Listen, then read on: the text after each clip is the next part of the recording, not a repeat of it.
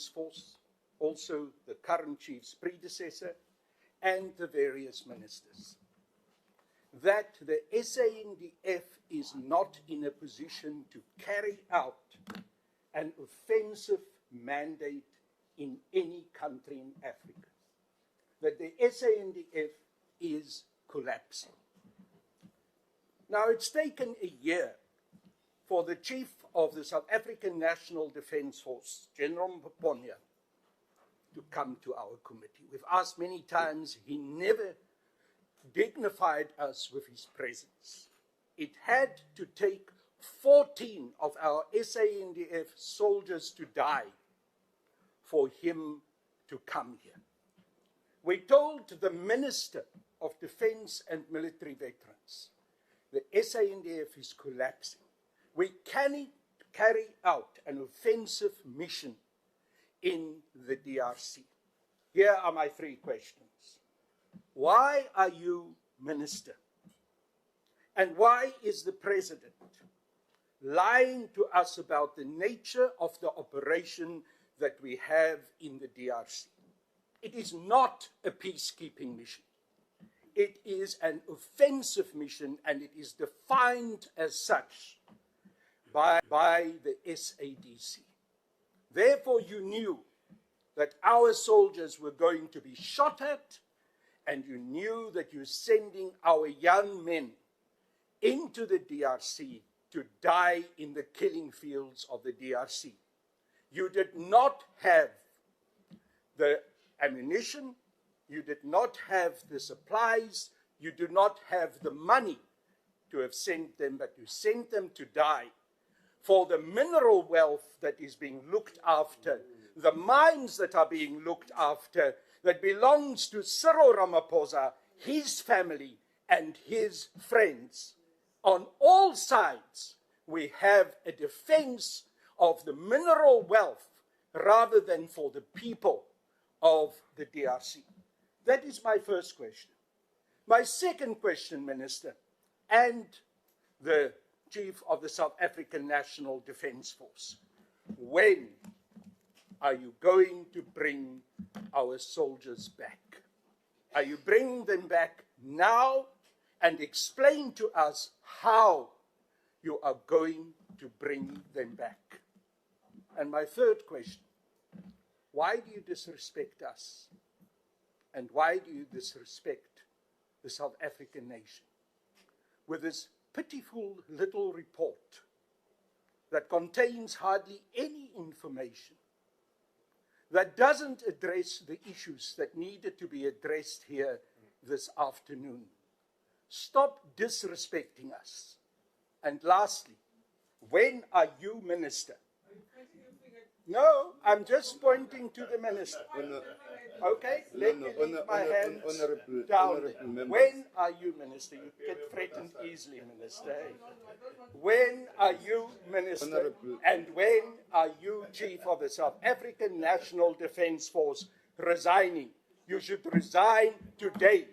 And when are the rest of your generals who were playing golf at Copperleaf while our soldiers were dying, when are they going to resign? Those are my questions. I expect answers. There is a point of order. There is a point of order. Point of order, yes. What is the point? Chair, one earns respect, one doesn't demand respect, Minister. Your behavior doesn't earn respect. No. Chair, don't allow this. Honorable members, because we're able to point others also. We started the meeting by agreeing that the issue we are here to discuss, resulting then in a subsequent war. Now, it would appear that President Paul Kagame is hell-bent to expose South Africa as being involved in the heart of this war. He said yesterday on CNN, he said the people who are benefiting from minerals in Congo more than anybody else are South Africa and these Europeans who are making noise about it. That's the first point. We want to know, why then is it that South Africa finds itself for so long in that area while the Congo is a member of the East Africa community surrounded by powerful armies, like your Kenya, your Ugandans, and all those type of armies, even Rwanda, that's got powerful. What are we doing there? What are we protecting? Are we using our voice, our soldiers, to protect the business interests of powerful, prominent South Africans? Are we using people, are we hell-bent to send them to their death to protect the mineral wealth that prominent figures protect in that area for their own benefits? Why we are sending troops for peacekeeping and it results into war and our boys are dying. Secondly, the distortion, Chairperson, of the hoisting or the raising of the white flag that we've all seen on social media and in media reports. We all know, we are not fools. We know if you hoist a white flag, you do surrender. Yes, you do surrender. It's in a war. You cannot raise a white flag just to say, oh, we are here. Or come fetch your weapons here, as has been said. It is a token of surrender. It brings us to the point that we ask, are our soldiers effectively and efficiently armed for the type of combat that they are involved? Then the answer is no. If the answer is yes, 14 of our guys would not have died. The answer is yes, they are not adequately armed, trained, and equipped. And this is why they have died at the hands of those guys, of those gangsters, and those that are hell-bent to get us out there. Last question, Chairperson. Is the fact that I want to know why is it that South Africa must always play a big brother in the entire Africa? Yes, we are a powerful nation, we have a powerful economy, and we have powerful interests all over here. But why is it that we must always play big brother if there are capable and competent armies all over? We, Chairperson, in closing, speak on behalf of the nation and we say we are disappointed, disgusted in what has happened there. We express our condolences, our sympathies towards the families of the bereaved. We trust that God, through His Holy Spirit, will comfort the bereaved and their children. But we demand here this afternoon that we say an in-depth investigation must happen, and we must get to the bottom of this. And if people are not capable to lead military missions or even political missions, then heads must roll. It is inevitable that the political office overseeing this, they cannot account. We've seen here now this afternoon, the reports coming out. They cannot account. We will demand that heads must roll. Thank you very much. Thank you. In fact, we need the truth. There's not this fancy report that we have just received now that everything is hunky-dory, there's no issues. It's a lie. And we are being misled as Parliament. So that's why we need the report and this presentation, so that we can, if there's indeed we are being misled, there's a recourse as this Parliament that we can take. We cannot let the blood of our brothers and sisters be in vain like that. We cannot continue like that. The last, we knew for about 10 years, Advocate, that the budgets were cut on year end, and we have rejected these budgets.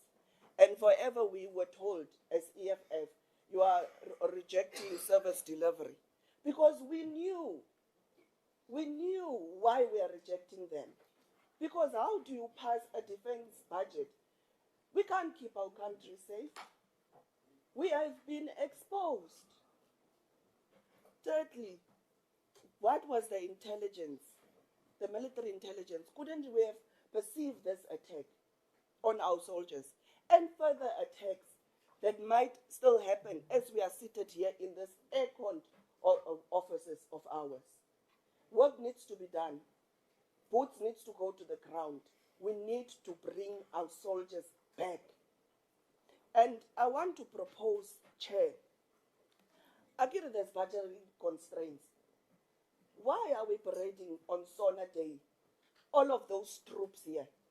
If there's indeed budgetary constraints, because if we look in terms of the money that is spent to bring those troops here, the money that is going to be spent to feed the troops, and all of that.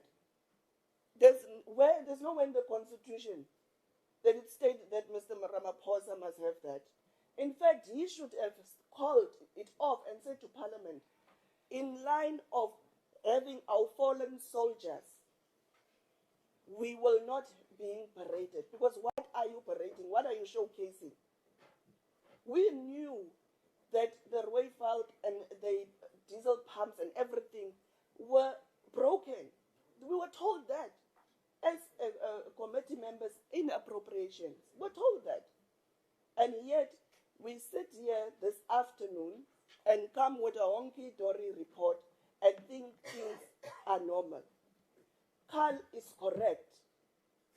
The minister by now should have held her head in shame. The generals by now should have held their head in shame to come and disregard Parliament like this with some clumsy report that they think they can bypass us like some of us can't read. So by now they should have at least we should have found themselves there. If there's indeed peace, let them fly out tonight on a plane. If indeed there's no threat and everything is hunky-dory as he stated, let the two generals that are seated here today, let the president send them there, and then we will hear from them how they return. Thank you, Chair. Thank you.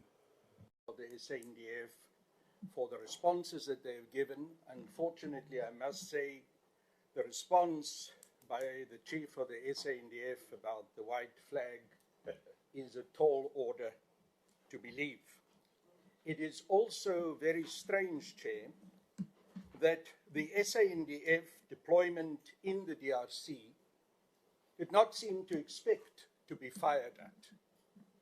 But when we read what the SADC mission says about the SAMIDRC mission, it says it is to support the DRC government in combating armed groups that threaten peace and security in the eastern DRC. And therefore, it has an offensive mandate, a defensive, not a defensive, but an offensive mandate. So why did we have to find out that we are going to be shot at, and then we had to start taking action to protect our troops? This is incompetence, Chair. Chair, I want to make the following point. Yesterday evening, I sent a message to all three of you as chairs. And I said, we've got a problem. We haven't received a report. None of you have responded to that message. The reason why we're in the problem where we are today, with the paucity of information and the lack of reporting, is exactly because you have allowed the SANDF and the minister to come here and to avoid accountability and to present to us this pitiful report. Let me now tell you quickly, Chair, what the General and the Minister should have said to us. They should have told us the SANDF and State Security Agency are not talking to each other, they're not sharing information, and the State Security Agency warned the SANDF that what is happening in the DRC now is going to happen. Then we must find out that SA members and also some SANDF intelligence members are being chased by the DRC government out of the DRC because they claim that there are intelligence breaches. Chair, the Goma airport has been closed. South African Army cannot access Goma. That is a fact. So how are we going to extract the bodies of our soldiers who passed on? I don't know, but we heard from the General it will happen tomorrow. We will see. President Kagame offered South Africa to land in Rwanda, but South Africa see this as a humiliation by Kagame and therefore is not using this opportunity. There's no electricity for the mortuary that has been provided, and the bodies have started decompose. This is a tragedy for the families, and it is sad for our whole country. The mortuary generator has run out of diesel. Those that are injured have run out of medical care. The fact of the matter, Chair, is the South African National Defence Force troops in Goma and in the eastern DRC are surrounded by M23. They are not allowed to move or get food. And yes, Chair, it is correct that a number of soldiers died earlier last year, and that number was 10.